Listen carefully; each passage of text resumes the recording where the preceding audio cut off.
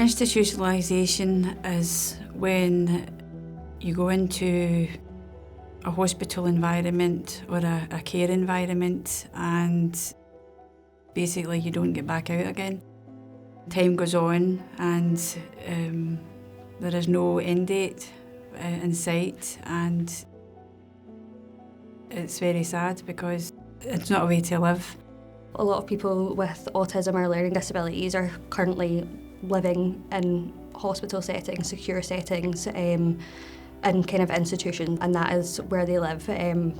They're not able to be discharged because there's no appropriate care in the community and no social accommodation for them. If I was to be put in hospital, then I would not get to choose what I eat, what I do, what time I wake up, which is really important to autistic people because we are really particular on routines. I find the whole practice of institutionalisation really sad that in a modern day Scotland in 2024 that this still happens. I'm Fraser Malcolm's mum. Fraser is currently detained in hospital. Fraser was a 17-year-old boy during the second lockdown and he began becoming aggressive towards the family. We ended up that the police took Fraser into a mental health unit for learning disability.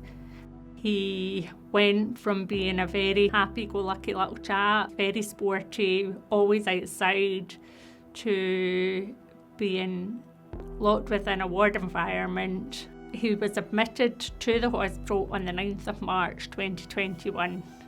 He's been on delayed discharge since September 2022, and here we are 3 years and a few months later and is still under CTO in a locked environment.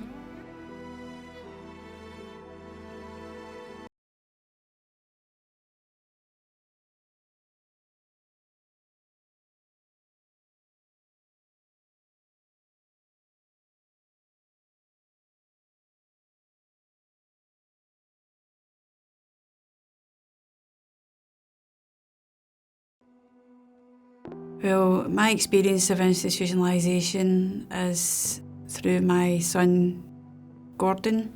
Gordon went into hospital after a crisis when he was 19.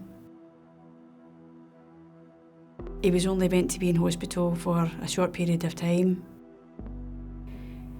It's been 7 years this summer and he's still in hospital and he's been through a terrible time.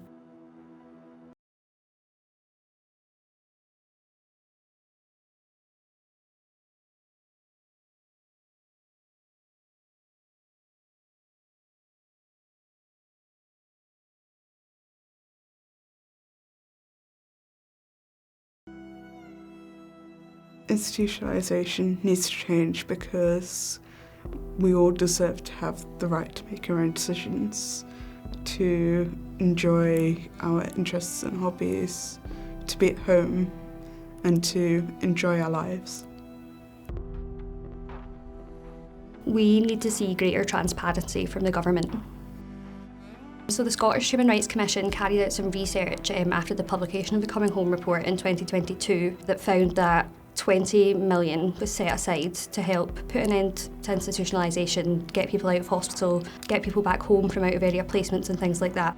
But out of that money, just under 1.5 million was spent, and there is another 12.5 million that's just unspent.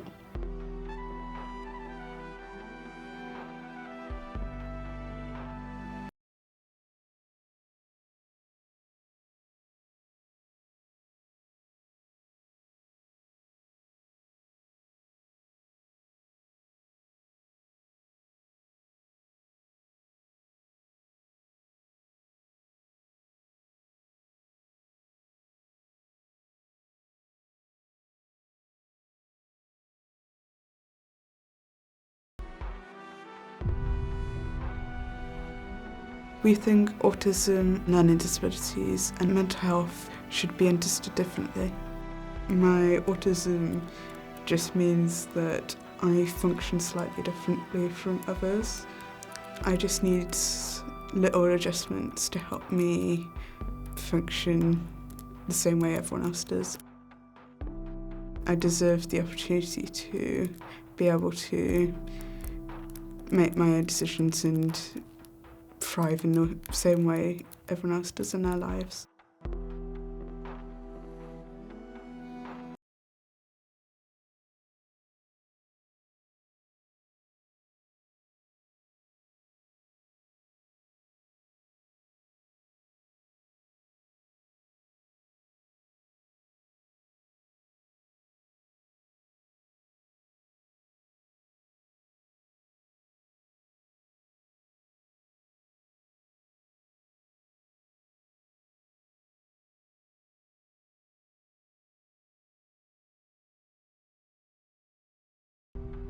We need the government and systems to be accountable. There should be an independent panel put together, people with lived experience, carers, families, people that have been through the experience of institutionalisation, to make suggestions and to look at putting forward new way of doing things.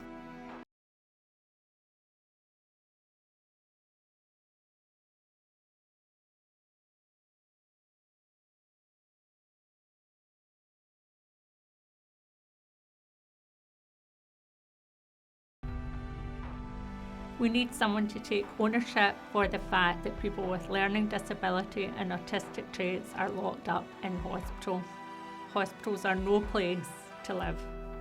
It breaches every human right, it's cruel and it's inhumane. And there has to be a change because nobody can survive in that environment and get better, you know, it's not possible.